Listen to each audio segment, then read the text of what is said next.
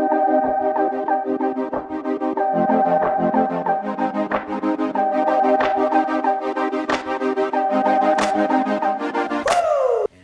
know, wondering, was it ever going to get any better? Yeah. Was it ever going to get any better? What am I going to do this time? Same old, same old. But I'm grateful to say it has been very, very different. Mm-hmm. It's been very different because every I can say this for certain that hopefully somebody may hear and be an encouragement to them. Every stop along the way, every one of those 12 or 13 or 14 places that I've been, anytime I went into treatment, every time I relapsed, I've learned something. Mm-hmm. God has shown me he's shown me something that I've been able to build on, and it has collectively gotten to the place where I am today, Mm-hmm. where I have been able to just gratefully learn a lot and put everything together at every stop along the way. Even though it's been frustrating. Sure, Yeah. I wish I could have got it, the first time or the first 6 times, but I didn't. Yeah. But you know, I What's your have it mindset today. now, though, Coach? I'll ask you, dude. Is you know, I guess for me, not saying that I always have it. It was just like I was so broken and just so desperate. Not this that I'm always grateful for recovery, because I mean everybody has those days, right? Yeah. But like, what's the mindset now versus when you strung a year or two together then? The mindset that is different now. That's a great thought. The difference, and it's really where God is working on me right now. I told Jordan this yesterday, as a matter of fact, in the restaurant. The different mindset to me right now, Sosby, is that I've got to be intentional in working on my recovery Mm-hmm. every day. What I did last Tuesday doesn't mean anything to Yeah. what's going to happen today. Yeah. And when I would put a year or two or four together, I would eventually get to a point where I kind of feel like I have it. Yeah. Got comfortable. I got Yeah. comfortable. I've got Yeah. comfortable, man. Yeah. I've left it behind. Mm-hmm. Good deal. And that eventually, and it may not be the next week after that, when I got comfortable, but 6 months after that, I've gotten to the point where I thought I can stop by and have a drink. I can get me something to Right. drink. I can get these pills and take them and be fine. But that's not true. No. And I know that I've got to be intentional every single day. And I've learned that here at the farm. Jeff talked about that in class a lot. Yeah. Many times I heard him say that you've got to get after it every single day, and if you let Mm-hmm. up, then that's when you're going to be in trouble. Yeah. And that's so true. I've got to do something intentionally to work on my relationship with God. I've got to work Yeah. on my relationship with everybody that's around me. I've got to do that. If I told this to Jordan yesterday. If I decided I wanted to learn Japanese, for example, Mm-hmm. and I just say every day for 6 months, man, I hope I wake up speaking Japanese today. It's never gonna happen Mm-hmm. Yeah. unless I put in some work. Yeah. Unless I go take some classes, unless I read some books, unless I talk to unless I am around some people that speak Japanese, that's Yeah. never gonna happen. Yeah. And I have learned that my recovery and my spirituality is the same way. I can say, man, I hope I get sober this time, and I can be somewhere for 6 months. But if I don't do anything intentionally to work on that, it's not how it works. Yeah. Yeah. It's not how it works. Yeah. And that's what I've learned, and that's where my mindset is right now. Yeah. So you have to be intentional. Mm-hmm. What is that intention? What does that look like day to day? Like, what are you doing day to day, man? Right. Well, I'm old, right? So I don't have a problem getting up early. Yeah. I'm still up at, Jordan told me I was old, like an hour ago. So I get up at 5 or 5:30 in Yeah. the morning, and I make some coffee, Mm-hmm. and I spend a lot of time, just for me. I spend a lot of time in the Word. There's parts of there's always a something in the Bible that I'm studying, and there's always what I call I had a mentor one time that started giving me these books, and he called them books about the book. I'm constantly studying something in the Word, and I'm reading a book about the book, a book that's just talking about how to change my heart, a book that's talking about recovery from a Christian standpoint. For me, is what works. And so that's every morning. I lead a change group as well on Monday mornings, and that's I love getting ready for that, and I love going out there and going in there and just talking to the guys and seeing how they're doing and listening to them and listening to their stories and answering their questions. Sometimes they'll just ask questions and we're able to talk about it. And I love doing that. Working at the restaurant here in Coleman with Jordan. I'm also working at Hope Inspired. Did you know that? Did you know I was working at Hope No, Inspired? that's awesome, dude. Yeah, on That's Friday on Fridays. There was a lady that worked on Fridays. Yeah. That was at Hope Inspired. And there's some things came up, and she's not there anymore. She resigned due to some family things she needed to go take care of. So I had the opportunity to get that job. That's awesome, dude. And then in January that job's going to become full time. So the Hope Inspired Ministries in Bessemer has 2 career coaches, and so beginning in January, Coleman at the farm is going to have 2 career coaches. So Oh, sweet, man. Awesome. So they're like turning and burning up here. Turning right. Yeah, really, dude, that's really, awesome, really dude. That's a good program. Do you remember, man? Do you remember? We were in the annex, and I don't know what brought it up, but we were having a conversation, and I told you I had started the hymn class that I was actually in. Yeah. And I said, I tell you something, then that I would like to do. Yeah, I remember you telling me that. I said I would like to be one of those career coaches. I think I can do that. Yeah. And that's exactly what worked you know, out. that's So, crazy how you put things out there. You really pursue Yeah. things. God puts things in your life, He does. man. Right. He really does. Yeah. When you're pursuing things from like godly, honest intentions for the betterment of not only yourself but other in His kingdom. It's just that's crazy how things work out like that, man. You know, and you're really putting in the work. You're not just talking about it, because we can sit here and talk, like you said, about Japanese all day. But when you're really pursuing that day to day, even when nobody's looking, when you're not around it, but like, all right, how can I become better at this, or how can I level up, whatever that is, man. It's just how those opportunities. So when they do come by, you're able to grab hold of an opportunity. You know? I know I could have told you that because all the conversations we've had in the annex and stuff. Several. Yeah. Several. Yeah. You'd say, you're right where I left you. Yeah. Yeah. You'd come through Every there time, and say, right where I left you, coach. Right where I left you, buddy. Anywhere he was. So, Yeah. But man, you know, those are. I still think about those, coach. I still think about talking about, you know, just the conversations we had and things like that. Man, there's a lot of people, but you're one of them. Honestly, I don't know what it was, but we just always kind of clicked. And the conversations we had, man, they were so in depth. But like, you know, you always listened, understood, and you know, I hope you felt the same way about me too, because you know that was one of my fondest memories is just having conversations, sitting down with you, man. It was cool. Yeah. And they were random, but you know, it was just. But you'd always be intentional, coach. Like, just as the advice and you know, or just us just talking, man. It was you know, you're one of my favorites from it. Just being able to do that with you. I remember it's not unusual at all for a guy to come in here and 3 or 4 weeks he doesn't say a whole lot. You know, probably doesn't feel very good at all. Getting over some stuff, and you know you're going through some stuff, some guilt, and so what's going to happen now? What about the court case? What about this? What about the job? What about the kids? But after about 3 or 4 weeks, you were the first one that really started coming up and kind of being intentional to force me to start to talk a little bit. Yeah. All right, you've had long enough, man. What's up? Yeah. And then you started talking, and I started talking back, and and I kind of turned the corner with that. That's what I remember. Yeah. You kind of helped to bring me out of it a little bit. I feel a little feeling sorry for myself, you know, doing whatever. I tried to. I always with people, man, that came through. I always try to sit, because we're all in it together.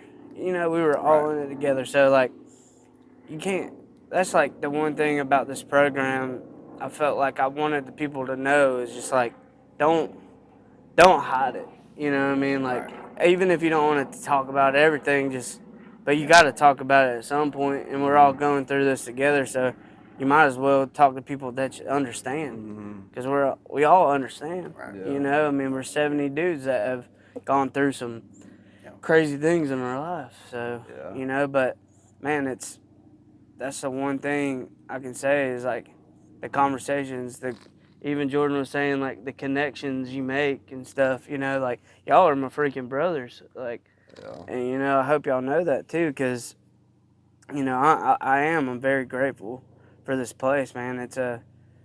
it is, there's a lot of people that came to the campfires and spoke, and they would always say that, this is like holy grounds, and it really is, because man, like it's when I remember the first day I came through those gates, and like I was so pissed, but man, I came through the gates, and like, I it was crazy. This peace kind of came. I can't explain it, but like this peace came about me, and then I talked to Jeff, and then went through it, and then I was out here, man. I remember sitting at my bunk and unpacking kinda, and just like you can go this a positive or negative way, and I chose positive, and I tried to be as positive as I could.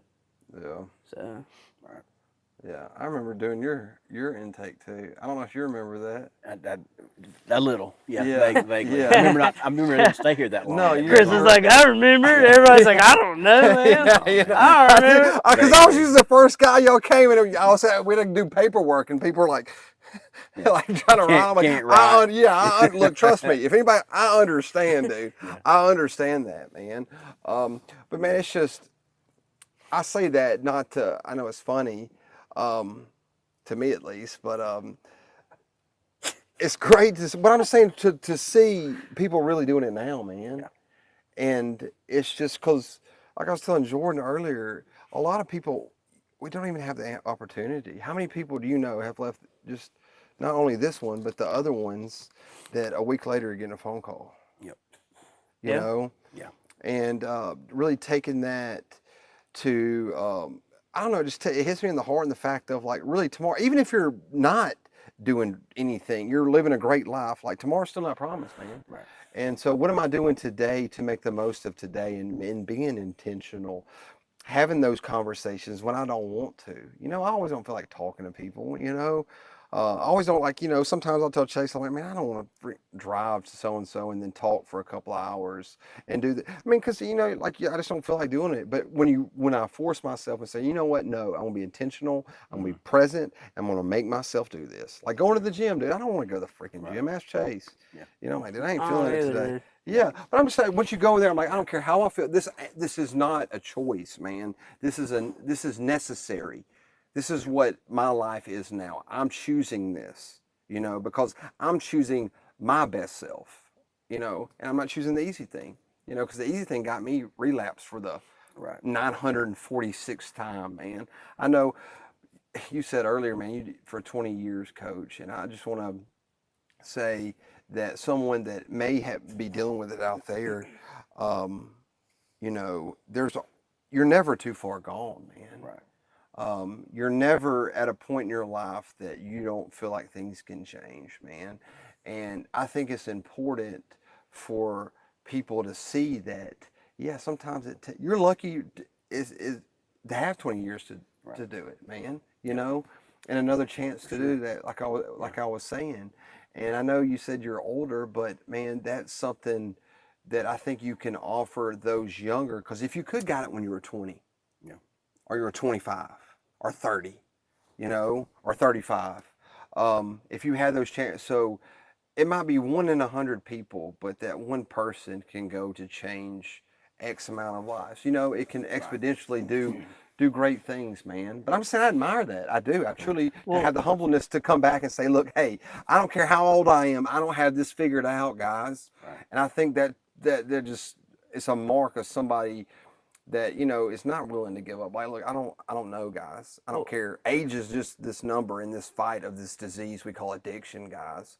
So I'm going to try this again. Yeah, it's courage, it's growth, it's exactly, man. It's wisdom. You know what I mean? You it might have been the 20 years, but man, like, I hope people get it together. But like, I'll just say for me, for instance, like I probably should have been in multiple rehabs throughout my time.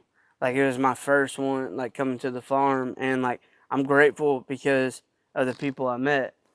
You know what I mean? Like I wouldn't have met you guys if I would have came, but I know for a fact I came to the farm for a reason, a purpose, and man, I'm living, I'm trying to live it out because I saw it, and I still see it, and it's the coolest thing to me because, like, if I would have I would have been in multiple ones, you know. But I got to the point in my life where, man, I was done. I had to figure that out. I was done. I was miserable. I was so far gone. I was lost. I couldn't. We all know that feeling, and I came at the right time. God put me in the place for the right time. I wouldn't have met Chris. This is my dog. He's my best friend. I see him every day now, but he's my accountability. He's like, you know what I mean? Like all y'all, man. Like seeing everybody do well is the coolest part about it. And I hope, and even if they got to come back, I saw a couple guys that have came back since I've been gone, or you know, I saw them campfire. But man, like I'm glad they made it back because it's, but it takes the courage, man. They it they realize that you can't do that. You know, you can't don't go that direction you were going, and like even if you got to take a step back again and do another 6 months, but what 6 months to the rest of your life, man? Like it does. Like I hope they get it this time. I hope they want it this time, but you gotta want it. It's not a hope you get it. It's not getting it. It's wanting it. Yeah. And that's the purpose of it, man. To me. I got you, man. I want to change gears a little bit here, Coach. Where do you see yourself here this time next year, brother? I know you're talking about the career, like the HIM thing and everything, but like I'm not talking about a career. Where does Coach see himself? I want to be wherever I am and whatever I'm doing. I've truly gotten to a point where I want to be pouring into somebody else and trying to help them to live their best, get to their best life and live their best life. And specifically right now, I'd say that's through some kind of recovery or through guys that are struggling with addiction. But because of my experiences and because of the starts and the stops, you know, I've been through some stuff and I've learned some stuff. And I told the guys Friday in class, and this is what I want to be doing a year from now, Chris. If I can talk to someone that's your age or somebody that's up there in class, and if I can say something or do something or show them something that's going to help them not have to go to 12 rehabs. If I can help somebody not have to do it for 20 years so that they can go back and be that person that God wants them to be right then, if they can spend all that time with their family, if they can go back and connect because of something that I had the privilege of showing them, then that's where it's at. You know, that is where it's at. And so that's where I want to be in a year. It's trying to keep somebody else, pull them out of the fire, really. Yeah, man. For sure. That's awesome, man. Well, I don't really have. Do you have anything else, Chase? No, but I just want to say that something just popped in my mind with our conversation. We're still starting CNC seasonings, dude. Yes, Remember? sir. Yes, yeah, I did forget about that. Yes. We had this season. We found it was in the annex, dude, and it was me and Coach made it our own. There was like nobody that used it. I remember the name of it. They don't sell it at Walmart. I looked in Walmart and it's Really? not there. But we're like, you know what? We can do this. We can make our own seasoning, man. We're still gonna do it. We are, I swear. I think we should get that same season and just make a bottle and a label for it and pour it in there and like change. Like, Yeah, we'll put some garlic pepper, three more grains of salt in there. Yeah, make it our own. Ours. It was great. Yeah, dude. We wrote our names on it. Like it was ours. We found it in the back. Coach wrote our names on it because it was like. I went and found it and it said Chase and Coach on it, and I was like, yeah. But we put it on everything for like months. Dude, yeah. All my yeah. That was literally the season I put in all my microwavable meals on. Good. I forgot about that too. Yeah. That's good. Good times, man. Yeah, man. Yeah. I love you, Coach. Yeah, man. Thank you. And I was telling Jordan, bud, thank you for sitting down with us this Sunday, dude. That means a lot to us. To sit down here and just share those, you know, like you said, 20 years, man, I think. I know it helps Chase and myself. Hopefully this helps you, and then hopefully it helps somebody out there, and that's what it's really about. Like you said, we're pulling those people out of the fire, but thank you for sitting down here. I want to do something. Come here, Jordan. Yeah. And for everybody out there that doesn't believe they can do it or can't do it or whatever, this right here is the proof for you. Yeah, man. So don't give up. If you need a place to go, man, there's so many programs out there that can help you. There's so many people that can help you, and there's so many. You got chances. It doesn't matter if you're gone from your family, if people are pissed off at you, if you're pissed off at yourself. You can do it. And just know, all it is, it might be a phone call. It could be, but you have to want it. You got to go get it, because it's not just going to happen. You can't just dream it. You can't do this. You got to want to go get it. So for anybody out there that's suffering or needs help, man, go get it, please. That's right. Absolutely. Love y'all. Show us some love, guys. Show them some love. Thank y'all.